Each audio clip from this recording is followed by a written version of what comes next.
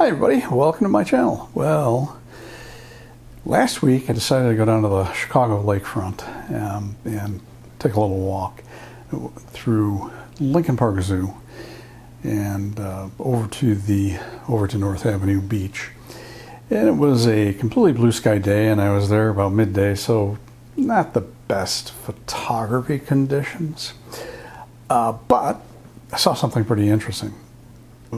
Here it is.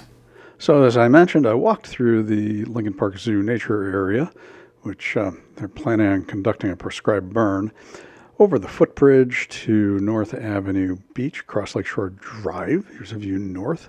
Looking south was too much glare. And then arrived on the beach and saw this. So this is the pier at North Avenue Beach, and somebody walking out on it. And if you look, you see over on the left that structure on the horizon. That's the Wilson Avenue crib. That's a water intake crib. It's no longer being used. Supposedly they're going to demolish it. It's about 2 miles off of Montrose Point. And over on the right, so what is that? There's really nothing there. No water intake crib. There should just be bare horizon. But there's something there. And it turns out that's actually a ship. And this was shot with the Lumix G95 with the kit Lumix 12 to 60. So I had my 45 to 150 with me, so I switched to that lens and got these shots. So this one is just cropped to the 16 by 9 aspect ratio, and so I cropped it even further, and this is what it looked like. And as you can see, this is a very distorted view of the ship. So there's a whole lot of atmospheric distortion going on from refraction. And in actual fact, the ship is below the horizon. This is a superior mirage, and actually it's a specific kind of superior mirage. It's called a Fata Morgana. It's named after Morgan Le Fay of the Arthurian legends, King Arthur's half-sister.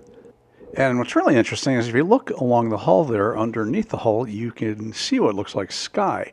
And this is not unusual. In fact, there's a very famous photo that was taken of a ship off of Britain somewhere, where the ship appears to be floating in the air.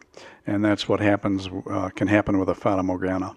So a superior mirage is a mirage of something that is an image that's been raised up by atmospheric refraction.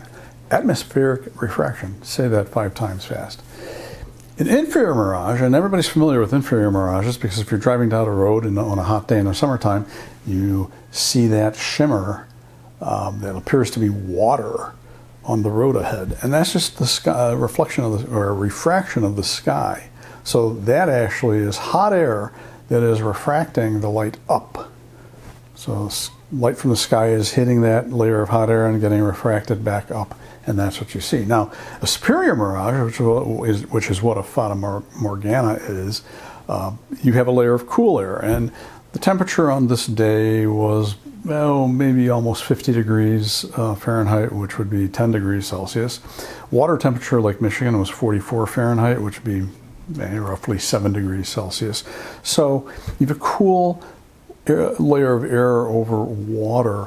What happens is that layer of air will actually refract light down. Okay, so if you have something either on the horizon or below the horizon, the light will be, as it passes through that cool air, refracted down. And of course, if the object is below the horizon, you will see a distorted, it's quite distorted image of it raised up. And it's not uncommon to see this on large bodies of water. As a matter of fact, the name Fata Morgana, it was given that name by people on the Straits of Messina, down the very southern tip of Italy, right across from Sicily and the city of Messina. And what does that name mean? It actually translates to Morgan the Fairy.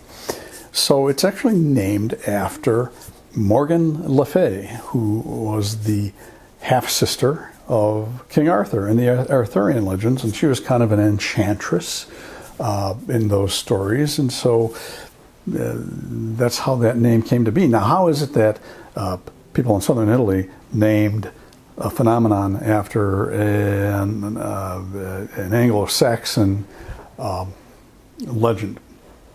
Well, it turns out southern Italy was conquered by the Normans, who were descended from the Vikings. The Vikings had been raiding, England for quite some time, and of course the Normans, who were descended from Vikings who settled in Normandy, France, they conquered England.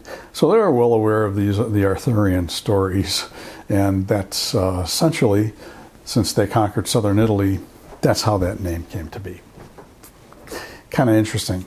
I tend to go down rabbit holes sometimes when I'm finding things out. Anyway, so yeah, if you live near a large body of water, keep an eye out for these things. First time I ever saw it was in the early 1990s. I had an apartment right off of Lakeshore Drive in Chicago on the north side. If you know Chicago, if you know where Lakeshore Drive and Irving Park Road intersect, that was a bit north of that.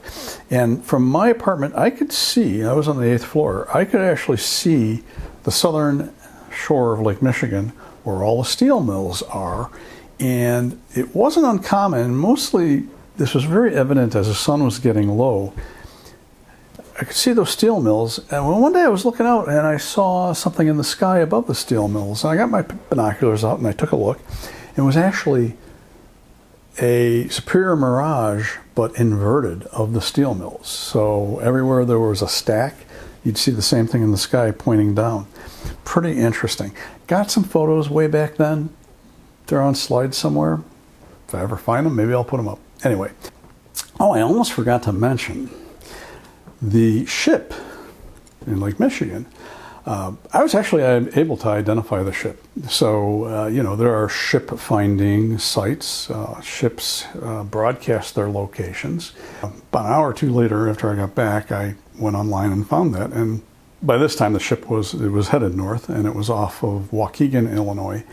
It turns out it wasn't really a ship, it was a push tug and a barge. So one of the things they have on the Great Lakes are push tugs that are almost permanently attached to a particular barge. And the barges are kind of like seagoing barges. They're not the kind of barge you see on a river, because Lake Michigan can get really rough and that wouldn't go so well.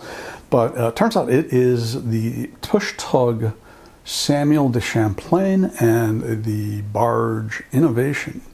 Put a link to where you can see photos of it, and it's pretty obvious that that's what it is. I hope this was interesting to you. If it was, please hit that like button. If you have any comments or any stories of seeing these things yourself, please put them down below. I'll respond as soon as I can. I'm Todd Banner. I will see you next time.